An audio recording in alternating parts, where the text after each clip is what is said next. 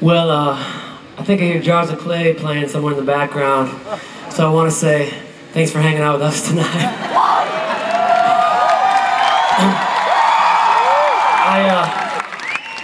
I love those guys, so I was worried nobody would show up at our show, so it's good stuff. Jars of clay, I love those guys. So thank you very much. We love you too. Thank you. So a year ago, a little over a year ago, we put out an album called Pieces of a Real Heart. And on the cover of that album, if you have it, you know there's a broken heart on the cover of that album, and there's songs on that like Dear Heart, Keep My Heart Alive. There's lyrics about heart all over it. This next song we're about to sing, the bridge says, I don't have every answer in life, but I'm trusting you one day at a time, because you can make a weak heart stay alive forever. And that album came out on March 9th of last year, and it meant an awful lot to all of us, but the lyrics on that album took on a whole new meaning for me when 1 month later, my wife Sarah and I went into the doctor's office for a routine ultrasound and found out that our third child, the baby, who was still in my wife's stomach, we found out that he had a severe heart defect, that he only had half a heart. And I'll tell you, man, once I kind of started getting to thinking a little bit about the fact that this album, Pieces of a Real Heart, you can make a weak heart stay alive, keep my heart alive. This title and all these songs, man, I started realizing God doesn't make mistakes, and He'd been planning a path for me for a long, long time, since before I was born. He numbered my days. The story is His, I'm just a page. And man, so I started digging in, saying, Lord, you know what? I believe, like Psalm 139 says, that every single child is knit together in the womb by one Creator, God. He's the Creator. I started looking at stories like John chapter 9 of the blind man who was born blind, and all the disciples could see was a tragedy, and they asked Jesus, why was this man born blind? They actually asked, who sinned? They want to know who messed up that this man was born like this. They said, was it him or was it his parents? And Jesus' answer, if you really think about it in the context of physical suffering, or people who are born with disabilities, like half a heart, or maybe no eyes or blind eyes, and things like that. Think about what Jesus said. What everybody else saw as a tragedy, what everybody else wanted to know why it happened, because who messed up? Jesus said it wasn't because of that man's sin or his parents' sin that he was born blind. It was so that the works of God could be displayed in him. Now listen, here's the thing. That's the beauty of trusting in Jesus Christ.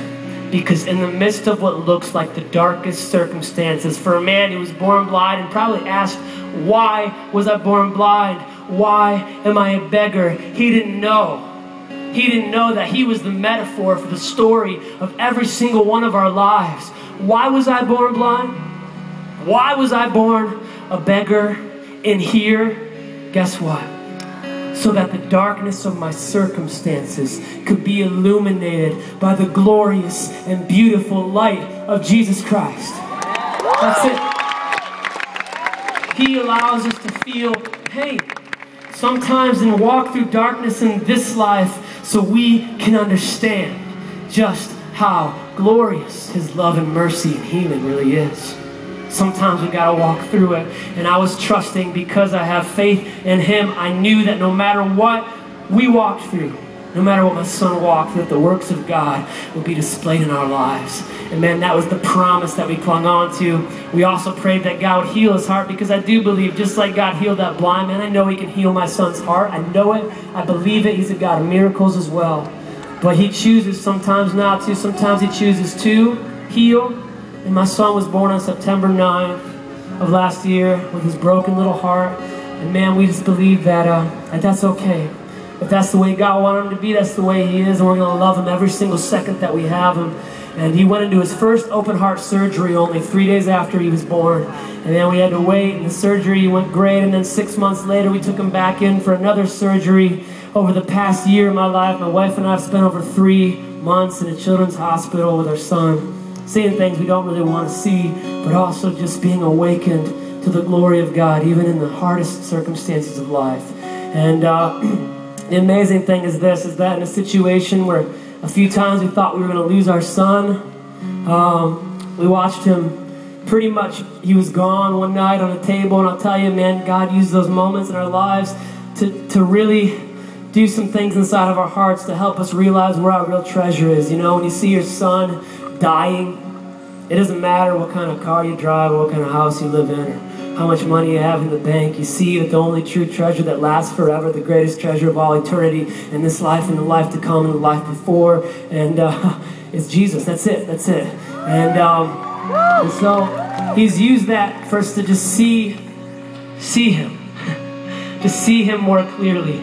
He opened our eyes over the past year, and we're so excited that he's been our Redeemer in this situation. And he's shown us so much in what looks like a dark thing.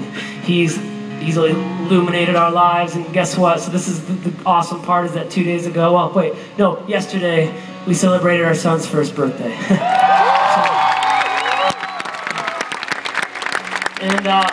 But we know parents who won't get to celebrate their kid's first birthday, who lost their babies, but even in the middle of it all, guess what?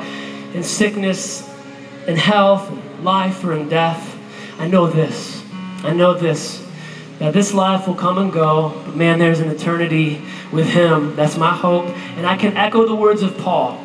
Listen to these words. I love these words because Paul was suffering, and he knew he was on the verge of dying at any moment.